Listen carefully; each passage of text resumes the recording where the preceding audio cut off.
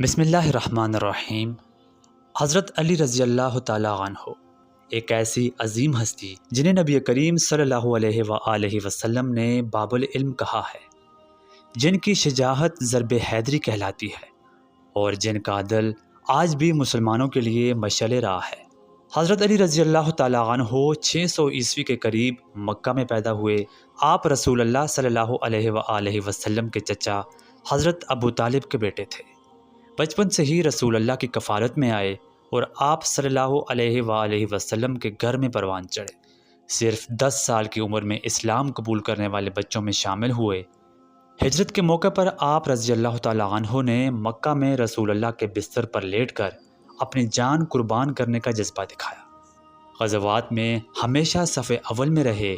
بدر، احد، خندق اور خیبر میں نمایاں کردار ادا کیا۔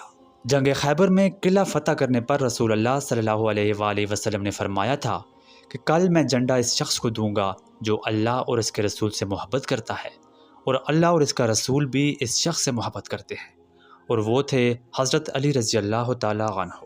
آپ قرآن و حدیث کے غیر عالم، فقیہ اور قاضی تھے۔ نہج البلاغہ میں آپ رضی اللہ تعالیٰ عنہ کے خطبات اور اقوال محفوظ ہیں۔ نبی کریم صلی اللہ علیہ وآلہ وسلم نے ارشاد فرمایا تھا کہ میں علم ہوں اور حضرت علی اس کا دروازہ ہے۔ آپ رضی اللہ تعالیٰ عنہ 656 عیسوی میں چوتھے خلیفہ منتخب ہوئے۔ ان کے دور میں فتنے اور سیاسی چیلنجز کا سامنا رہا۔ آپ کے دور میں جنگ جمل، صفین اور نیروان ہوئی۔ عدل و مساوات میں سختی سے اصول قائم رکھے۔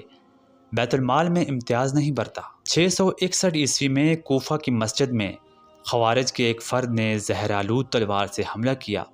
زخمی ہونے کے 2 دن کے بعد 21 رمضان کو شہادت نصیب ہوئی۔ آپ رضی اللہ تعالیٰ عنہ کی زندگی ہمیں سکھاتی ہے کہ ایمان کے ساتھ شجاعت، علم کے ساتھ عدل اور قیادت کے ساتھ عاجزی بھی ضروری ہے۔